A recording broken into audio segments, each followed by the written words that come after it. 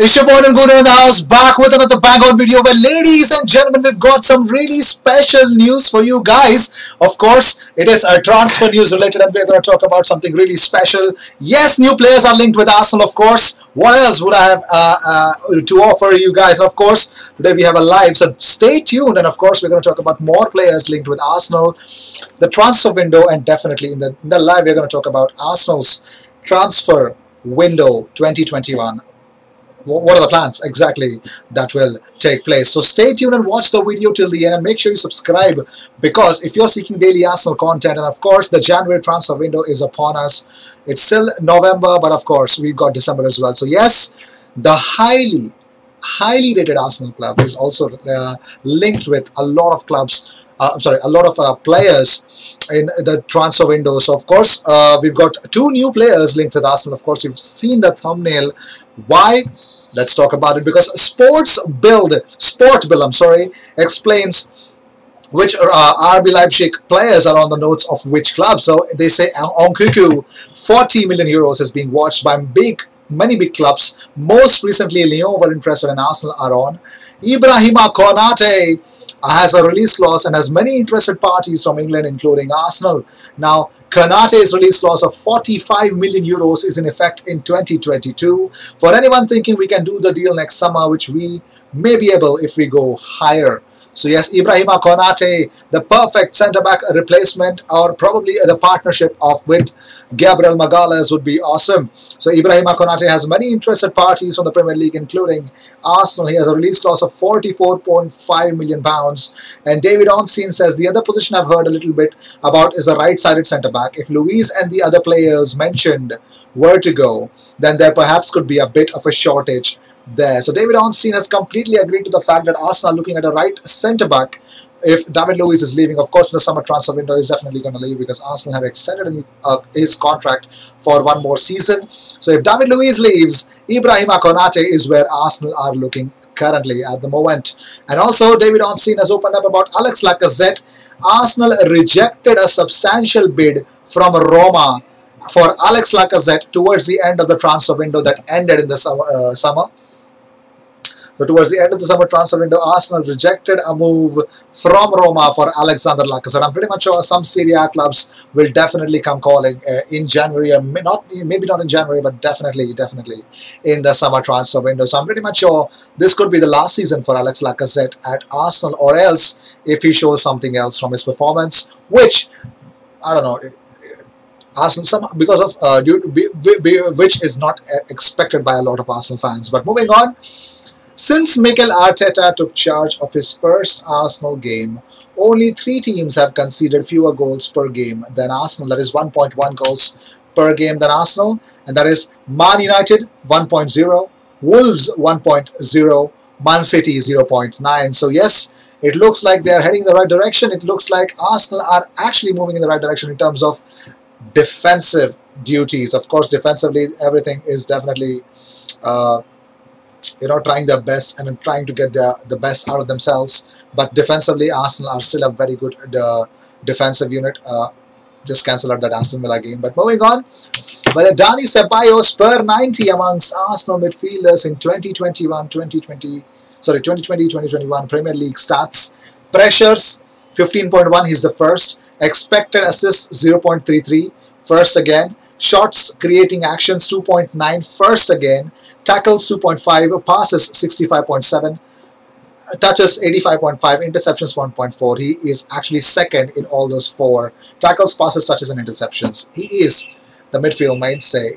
Should Arsenal actually look into it? Should he start alongside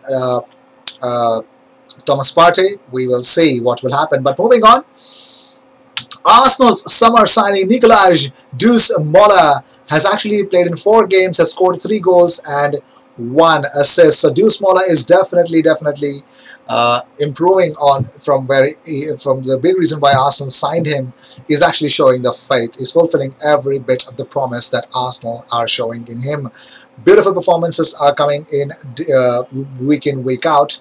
But moving on, Nicola Pepe. Yes, Nicola Pepe produced more shots on target. That is one shot on target after 148 seconds on the pitch, being 148 seconds on the pitch than Willian Lacazette and Pierre-Emerick Aubameyang managed in 65 minutes against Aston Villa. So Pepe actually produced more shots on target than Alex Lacazette, Willian and Pierre-Emerick Aubameyang managed in 65 minutes against Aston Villa.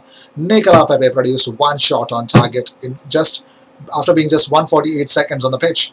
That is a crazy stat, which shows that Pepe is ready, but is Arteta ready to give him the chances? But moving on, well, yesterday it was a game where Spain had to start, and they had a game against Holland, I guess. So they played this 4-3-3 formation, but Hector Bellerin started for Spain after a very, very long time. You can say Sergio Canales. Actually, Canales got the goal. It was a draw at the end. It was a 1-1 draw.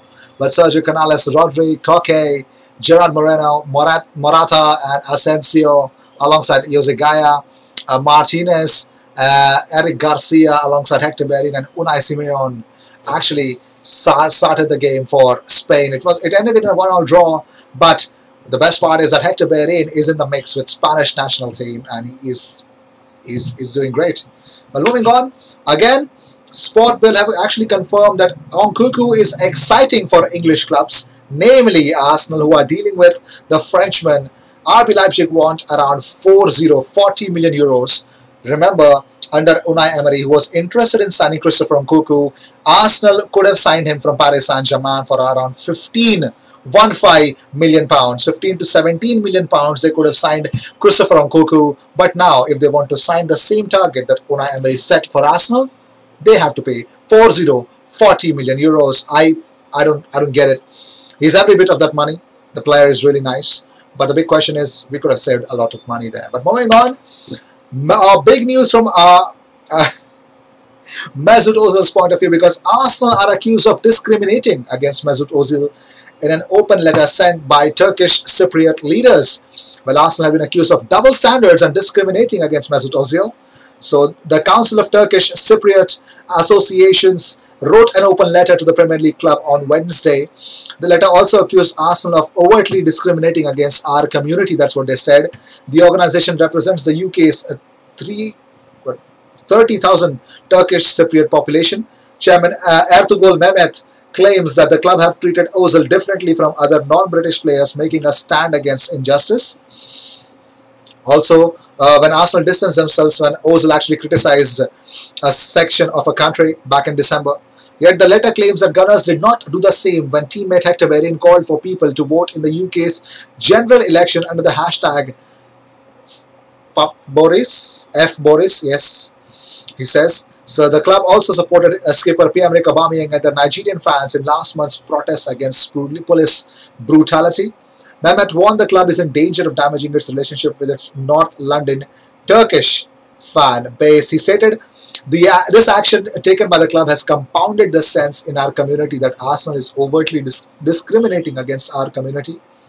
Also, we can see what happens. But moving on, well, Jose Mourinho actually feared that, that Gareth Bale will be destroyed by Wales has been destroyed. The whole claim has been destroyed because, he had stated that he was uncomfortable going away with his country because, Wales have adopted Albert Stuvenberg, who also works for Arsenal, rivals of Tottenham. So he believed that he would be downgraded.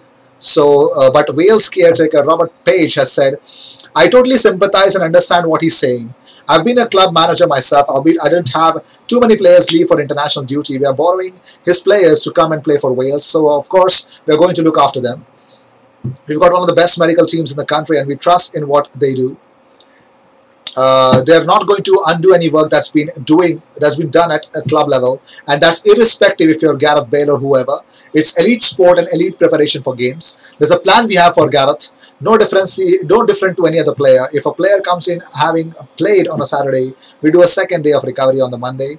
We have a medical team that's second to none in my opinion. If we have players coming in, they stay off the grass on Monday and have a second day of recovery.